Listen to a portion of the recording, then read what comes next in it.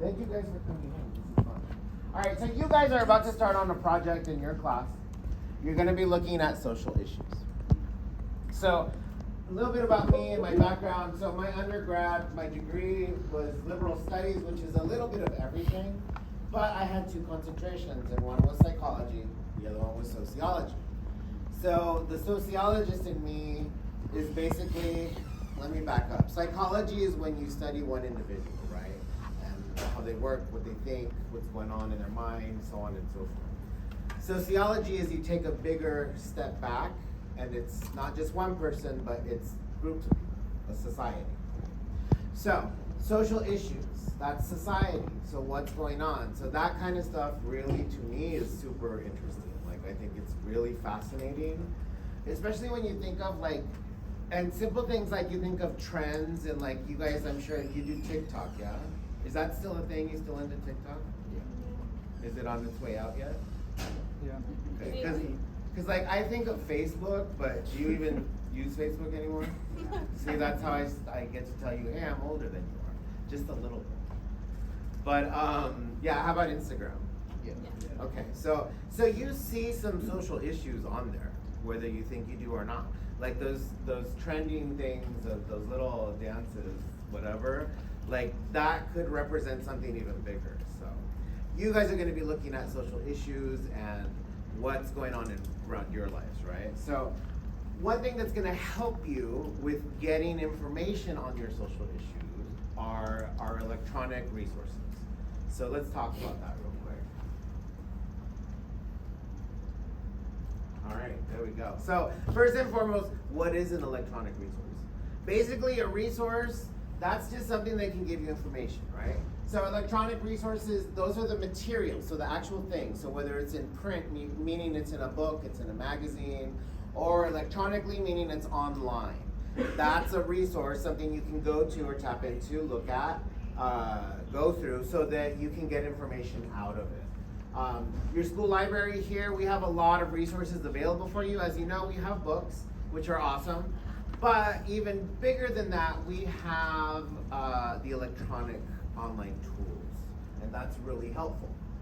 So when we talk about print, like I said, we're talking about books, magazines, newspapers, pamphlets, things like that. So let's look at using that's why, our sources. But before we even get there, we need to think in terms of, okay, what's reliable and what's unreliable. What does the word reliable mean? To rely on? Okay, cool. Let's build on that. Keep going. So what does that mean? Like if I say, hey, you know what? You're a very reliable person. I can trust you, exactly. I can depend on you, right? So like, you're good to go. Now, unreliable, so un meaning the opposite, right? So unreliable, fake, not true, things like that. So same thing with sources. Unfortunately, fortunately, the internet gives us a lot of information. Now, is all of that information true? No, and that's the unfortunate part, not really, because quite frankly, either you or I, whoever, can just go on the internet, make a web page and be like, this is fact. Does that mean it's actual fact? Not necessarily. So, it's a good thing to be able to tell the difference between what is trustworthy, what is not trustworthy, reliable versus unreliable. Now, even though we're doing this right now in your school, in your lesson, this is going to help you in life. Because let's say you are going off to college in a few years. You guys are seniors, yes? All right, so next year, probably you're going to go off to college. If not, that's okay. But here's the deal, you're always going to need to be able to decipher or figure out, okay, can I trust this? Or is this maybe not so trustworthy? Whether it's in writing a paper or it's in looking for a plumber that's going to fix your stuff. You know, you want to be able to analyze, look at, and think critically, okay, is this really legit? Right now we're going to focus on sources online. So, like we said, reliable sources, those are trustworthy. Unreliable, these are sources that can be altered by anyone. Sources like Wikipedia. Now, Wikipedia is not super reliable because anyone can change it. I could go right now on Wikipedia, type up Adolf Hitler, and I could add in there, he was a great man and a lot of people liked him. You know, that's very questionable, right? But I can alter that page. And who knows, maybe like a third grader or somebody goes on there, reads that, and they're like, oh, it's true, it's on the internet, it's on Wikipedia. Wikipedia is not so reliable. However, I really do think Wikipedia is a good starting point. Let's say you don't know a lot about a social issue. Go to Wikipedia, type it in, see what it says, and then from there, start your search for other things. From there, maybe you can find some of the people that were cited, the authors or other websites. Check that out, okay? So sometimes it can be good, but you need to be able to figure out whether it is or not. All right, so example of reliable or credible sources. Things like books, magazines, newspapers, peer-reviewed journals. What does peer mean? People. Uh-huh. What kind of people? Am I your peer? People your age. Not really. As much as I like to pretend. What'd you say? People your age. People your age. Excellent. Yes, those are your peers. As much as I like to pretend like I'm your peer, not so much. Not so much. Yeah, I'm a little bit older than you. But if you're looking for peer-reviewed journals, so same age, same information, same education, that means that other people in that genre or in that, I'm sorry? I was that. Oh, sorry. Walkie-talkie, good times. People in that field have also read that and they say, yes, this is good. Or, hey, that's a good point, I agree with that. Okay, that's what peer-reviewed. Peer-reviewed sources are always really good to use. So let's say it's a medical journal and then it's peer-reviewed. That means that other doctors in that field have also read it and said, hey, this is, I put my seal of approval, this is good. So you know that it's factual, you know it's credible, something you can trust. PhD or MBA dissertations and research, which is basically a paper where someone has done a lot of research on it and already done the peer reviewing. The public library scholarly articles. Now, how do you know if it's reliable or not? There's little things that you can look for when looking at different websites. So first of all, if the website ends in .edu, .gov, or .org, which is a lot of the websites, these are a little bit on the more credible side. EDU means it comes from an educational institution. GOV, we're looking at the government. And ORG, usually it's reliable because it's a non-profit organization, so they're not in it to try to make money, so they usually tend to give, factual information or research. News sources. One thing you want to be careful with news sources.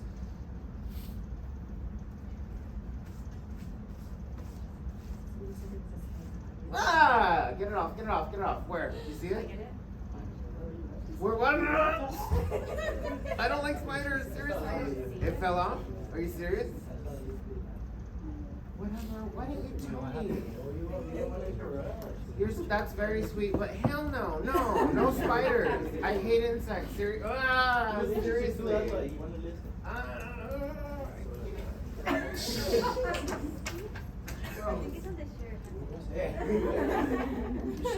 Now you're messing. Alright, now I have to suck my stomach in. Okay, so, where were we?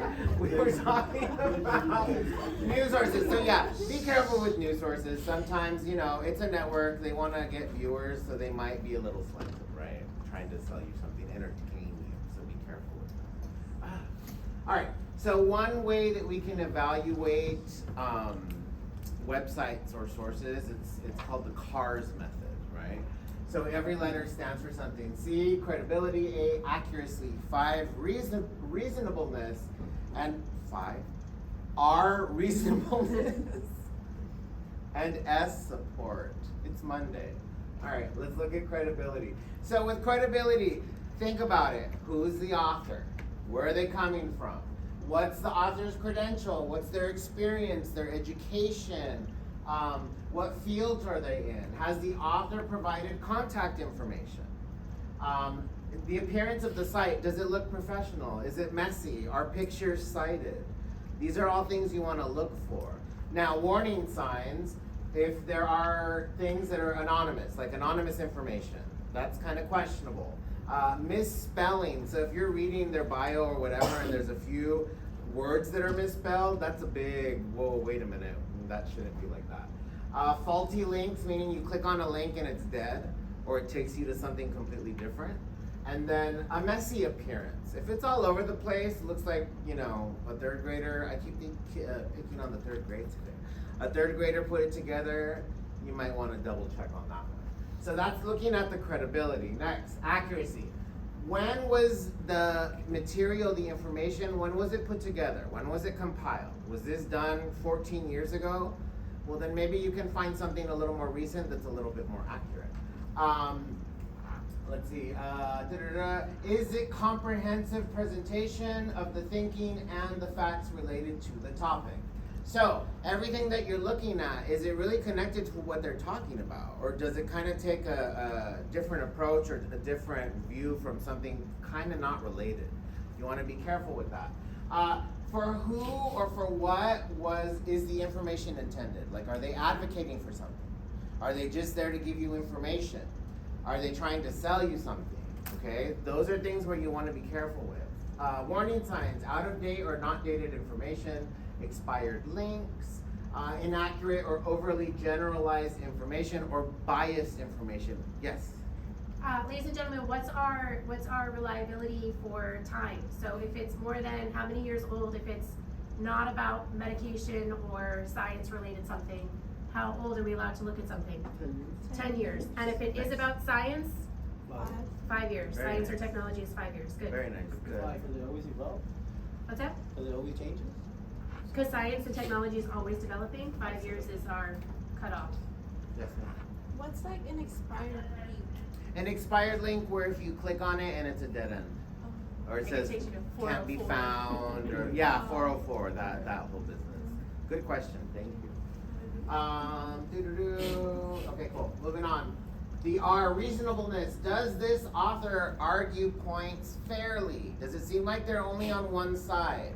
If that's the case, it might be kind of slanted, meaning that it's only on one side. It's not really giving you a fair picture of what's going on.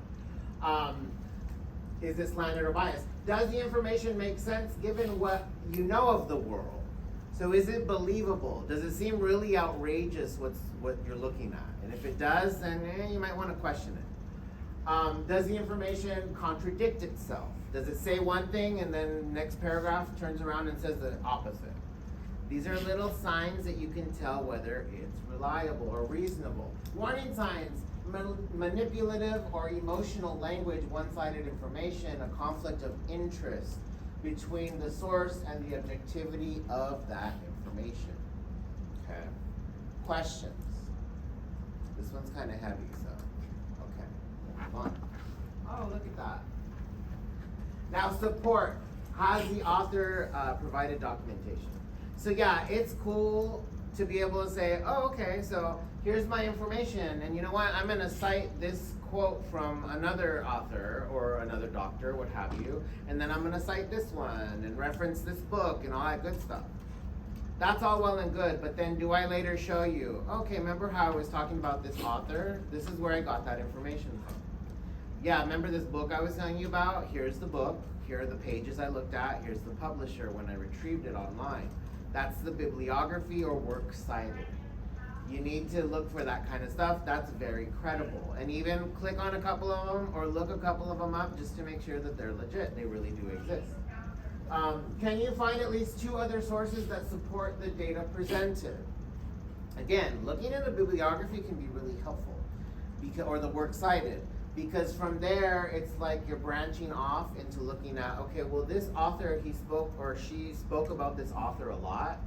Let me look up this other author because maybe they have other articles or papers about the same topic. So it's kind of like, like the YouTube wormholes where you start looking at one video and then 4 hours later you clicked on like 17 other videos just because of that video. Well, the same thing could be said with research, you know? If you're reading a paper or an article and it gives you a list of authors or other resources, you can look into those and like branch out into other things and find out even more information. Okay. Warning signs: lack of documentation of claims, information that contradicts itself, so on and so forth. All right. We getting to the good stuff. Additional things to remember: cite your sources. So that just makes your argument or your information all the more valid and credible. You yourself doing, okay? Make sure you cite things. Cite photos, especially. That's important because you want to make sure that the reader knows, hey, this is legit. I'm not just writing fluff. This is legit. This is actual factual information. Give credit where credit is due. And you can find online sites that will actually help you cite things, whether it's an MLA, APA. There's a couple of websites, we won't go into those today, but later maybe when we talk about MLA, and I can show you guys how to cite something in MLA, because I think you'll be doing that in some of your articles. Okay. All right, we talked about this. Now, electronic resources, what do we have? Do me a favor, turn on the computer that you're sitting at in front of you. To log in, you just put username is your ID number. Password is the same password you use to log into your laptop.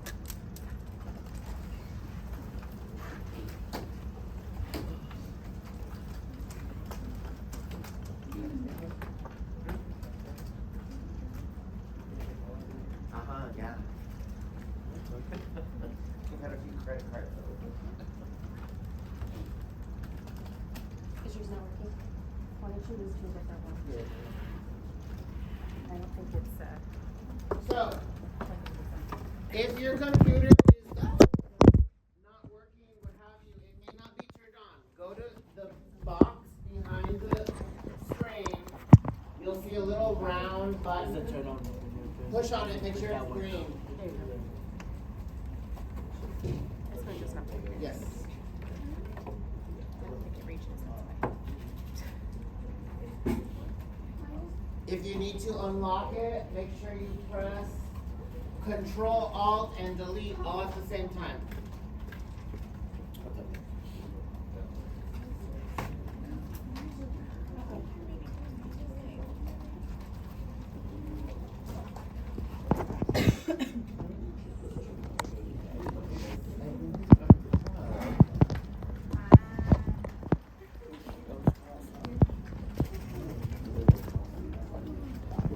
Try another computer. This one's not, yeah, don't do that one because that one's not plugged in.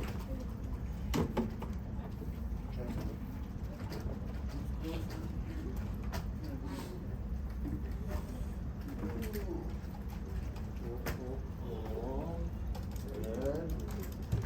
Not that fixing. Control Alt. Yeah, Control Alt and Delete, you guys, not backspace. It's different. There's a little button that says delete. It's underneath the insert button between the number pad and the keyboard.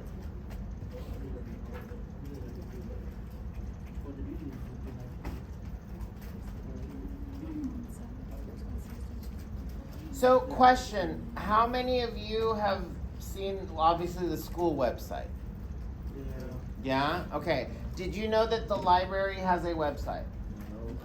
Oh, you're killing me, Smalls. I worked really hard on it, so I want you guys to use it. Not just that, not just that. There's a lot of good things in there. You'll see. While you're doing that, did you know that the library also has an Instagram you can follow? No way, man. Yeah, it does. Do you follow back? Sweetwater Library. One word. I'll put up a QR code at the end. You gotta follow back. I will. I would follow you, Ms. Shafford, made me leave my phone in class. I didn't hear it. I'm telling them to follow the Sweetwater Library Instagram, and he said he would, but the phone was Yes, phones are in class because we need to pay attention. nice.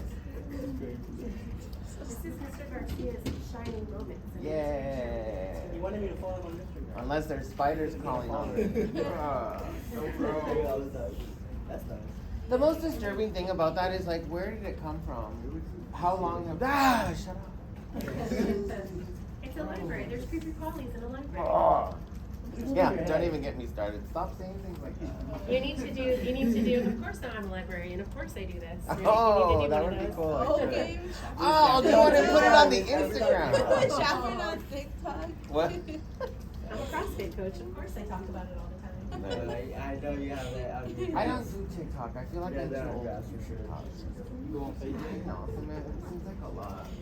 It's supposed to be watching like them little Indians running around. Yeah, She did it already. They're like them little memes. Like, Oh, yeah. people running around and they don't think they're just doing FaceTime. I'm on the line.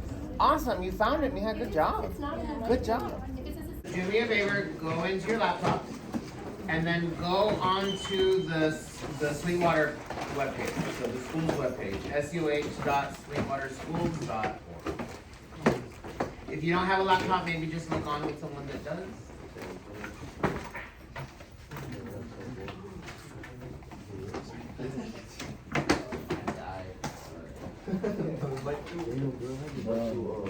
I did post yesterday in Google Classroom on the stream that you must bring your laptops and chargers today.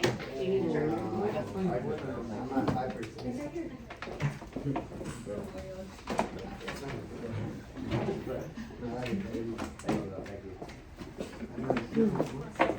So like I said earlier, at the school as students, you guys are offered a lot of different sources and resources, especially online. Good morning.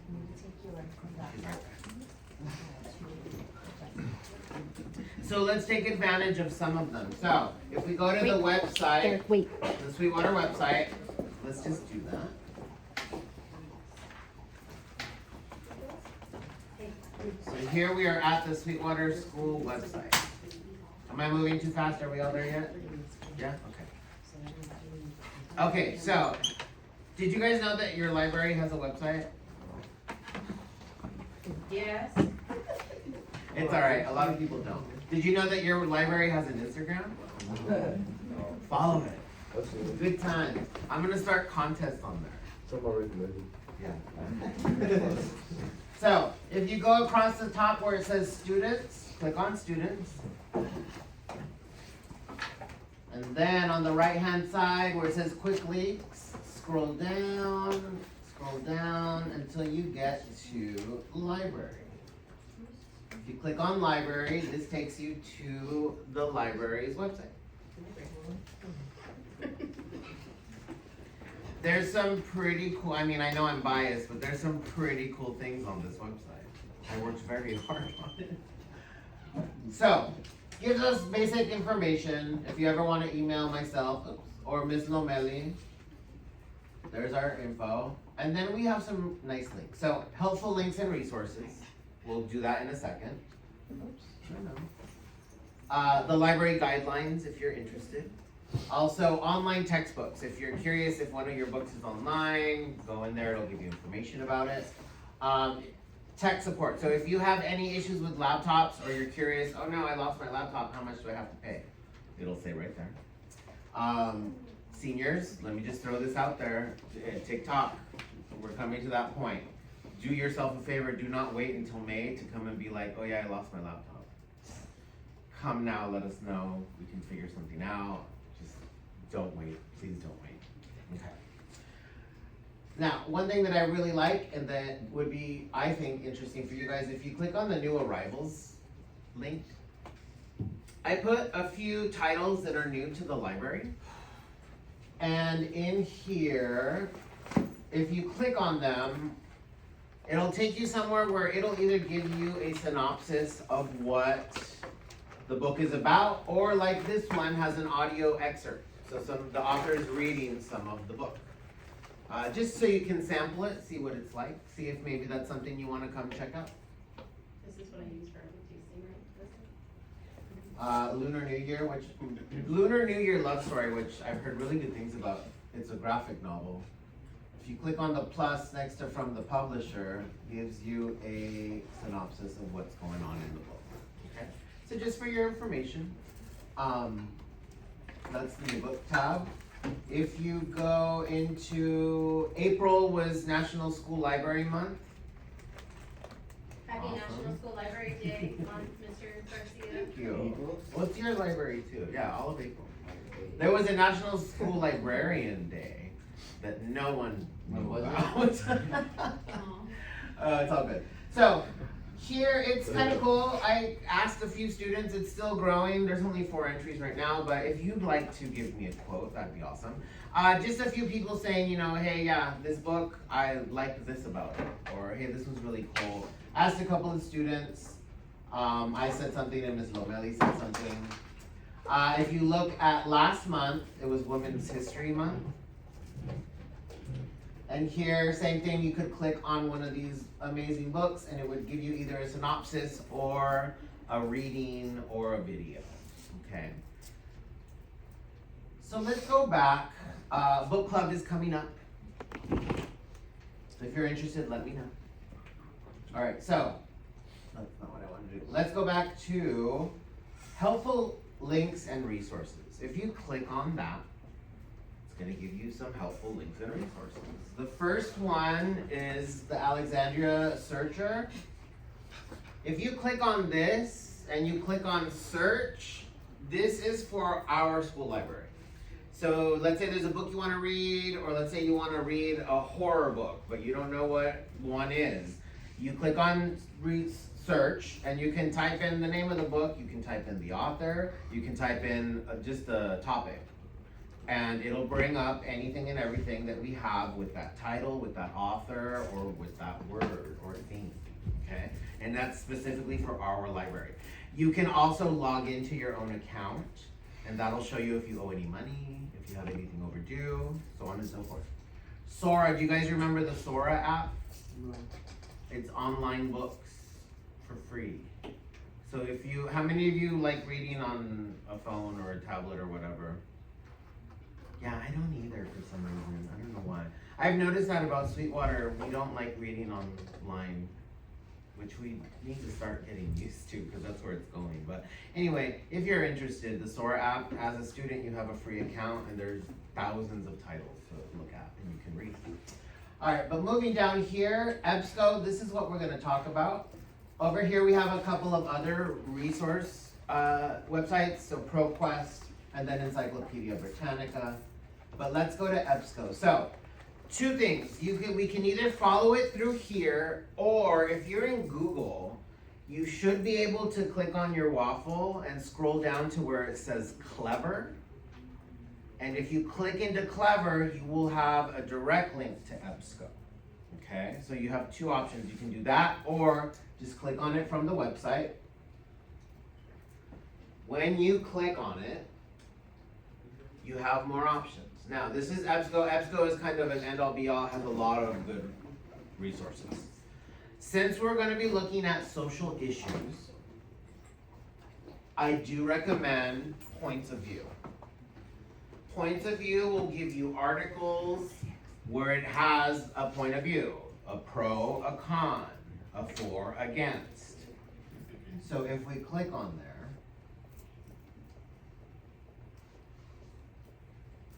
you can type in, I like this because like it'll immediately give you some issues, some topics that's going on right now. So right now we have transgender restroom use, engaging China, and then raising the minimum wage.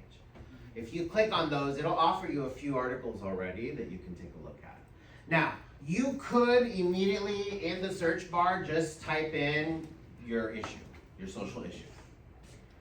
Or you can click advanced search, which I recommend because it's a lot more detailed.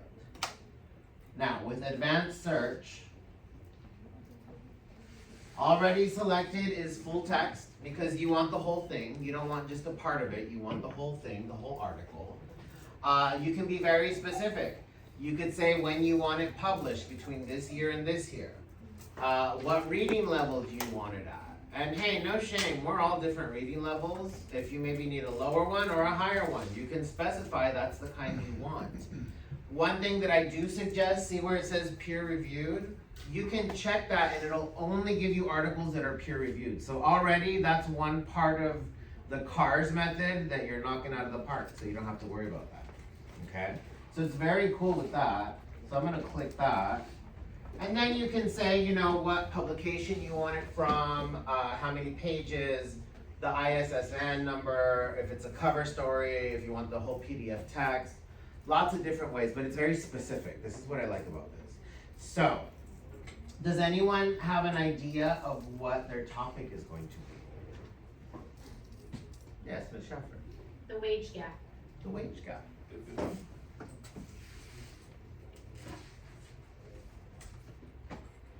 Let's see what we get. So there's 21 articles that have been put here. They're all peer reviewed. They're all full text. So you get the whole article. Now, this is a good tool. It shows you that it's from an academic journal.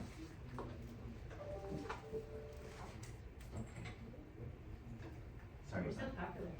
I never am. So you have different articles. Now, you can see the full text in an HTML, so on the website, or you can do a PDF. I personally like the PDF because if I want to save it, And then print it, because you guys Yeah. have to print your articles for the article project. I'll get more paper. Good to know. But yeah, if ever, so just a really quick, you guys, you know, printing in the library is free. Also, if ever, and I don't tell everyone this, but I'll leave this to you guys.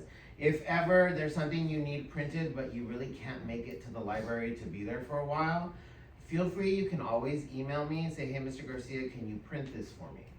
And then I can print it up, and then I'll just have it there at the counter, and then you just go in and say, hey, I asked you to print something, you're so nice, I really appreciate you, and then I'll give it to you. He only tells that to seniors because you And not guys even are all. old enough to know how to use it. Yeah, no, but see, right, I do it, it's no big, I don't mind at all. So yeah, so this gives us a lot of information. Now, when you're thinking of your social issue, think about it, think, okay, how does this affect me personally? How might it affect families in general, society? How does this impact people? How does this impact me? Who's involved? What can be done about it? Is there anything being done about it? All of these questions, these are research questions. These can help guide what way you're gonna go. And as you're filling in the answers, you're kind of setting out, okay, so this is what's being done about it. All right, let me look this up for a little bit. See what I can get on that, okay? So this is point of view. Now remember, at the beginning, it was just regular EBSCO and you had choices. You can also, right here where it says search everything, you can click on that part of EBSCO. And it's basically the same thing, only a little bit broader. There might be other resources in there. But again, I would definitely do the advanced search. And let's say you're looking specifically wage gap of young adults between ages 18 to 24. So you could type in age gap and then see where it says and this is called a Boolean search. So if you put and ages 18 to 24, Or women, or, and then the other one and women, then what that does is it narrows your search even more, and it'll only bring up things or items that have to do with the wage gap and have to do with 18 to 24-year-olds and have to do with women. That's the and. You can do or, but we can talk about that some other time. Okay? Excuse me. I've thrown a lot of information at you. I hope it's helpful. That is my goal.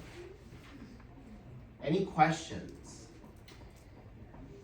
Just know that you know where I am in the library. You are more than welcome to come and I can help you research, what have you. I'm not going to do it for you, but I can walk you through it. Okay? We also do have some print materials that may be useful for you. You may want to look at. But other than that, I really, really appreciate you guys letting me do this with you. I miss being in the classroom sometimes. I miss getting to know you guys. I mean, I talk to a lot of people every day, but I miss the classroom thing. But Thank you, I really do appreciate it.